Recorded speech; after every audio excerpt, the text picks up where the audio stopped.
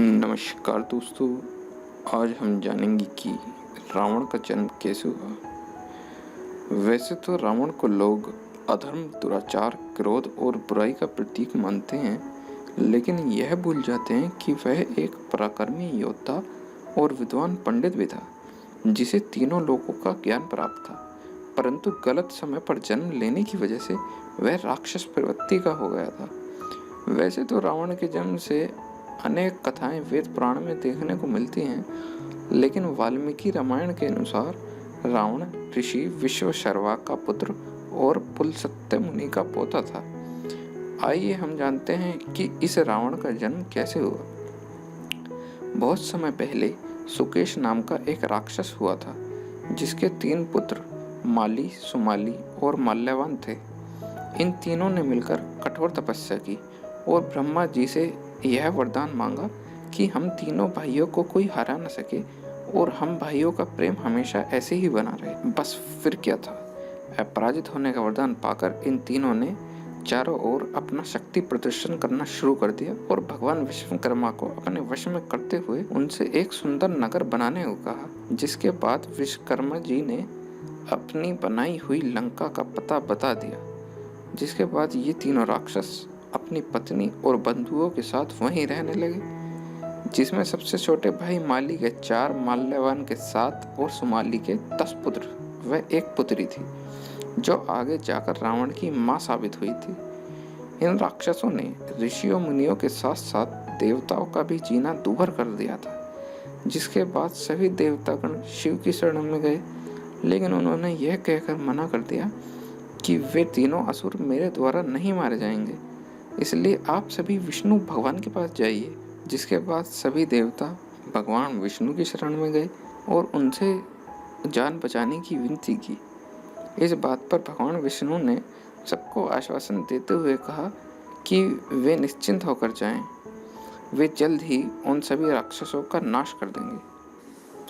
फिर जैसे ही ये बात राक्षसों को पता लगी कि विष्णु उनका नाश करने वाले हैं, वे अत्यंत क्रोधित हो गए और एक बड़ी सेना लेकर देवलोक पर आक्रमण के लिए पहुंच गए। परंतु जैसे ही यह सूचना विष्णु जी को लगी, उन्होंने पृथ्वी लोक पर आकर सुमाली समेत पूरी राक्षस सेना का वध कर दिया। क्रोधित होकर माल्यवान फिर से एक बड़ी सेना लेकर भगवान विष्णु से युद्ध करने निकल पड़ा। जिसके बाद विष्णु जी ने माल्यवान के साथ उसकी पूरी सेना को ही समाप्त कर दिया। जब सुमाली को अपने दोनों भाइयों और सभी पुत्रों के मरने की खबर मिली, तब उसे बहुत दुख हुआ और उसने लंका को त्यागना ही उचित समझा। जिसके बाद लंका कुबेर की हो गई। अब सुमाली सोच रहा था कि देवताओं पर कैसे विजय प्राप्त की जा सकती है।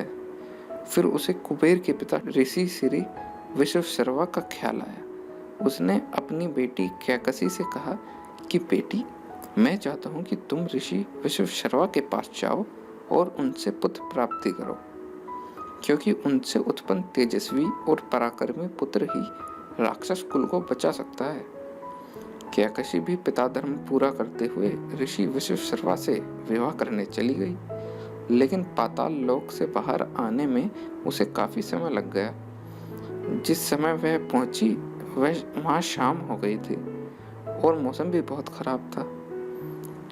आश्रम पहुंचने के बाद कैकसी ने ऋषि विश्वशर्वा से अपनी विवाह और पुत्र प्राप्ति की इच्छा प्रकट की। जिसे सुनकर ऋषि विश्वशर्वा जी ने कहा कि वे उसकी इच्छा पूरी तो कर देंगे, लेकिन अभी अशुभ समय में आई हो, इसलिए तुम्हारे पुत्र राक्षस प्रवृत्ति के होंगे।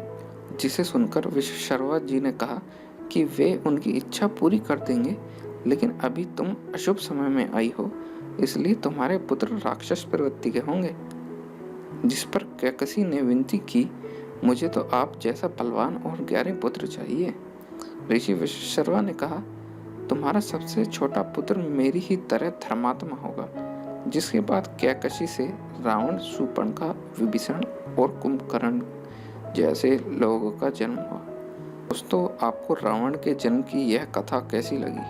अगर आपको कुछ नया सीखने को मिला तो प्लीज़ हम इस वीडियो को लाइक कीजिएगा और हमारे चैनल को सब्सक्राइब कर लीजिएगा, क्योंकि हम ऐसी ही रोचक कथाएं आपके सामने लाते ही रहेंगे। धन्यवाद।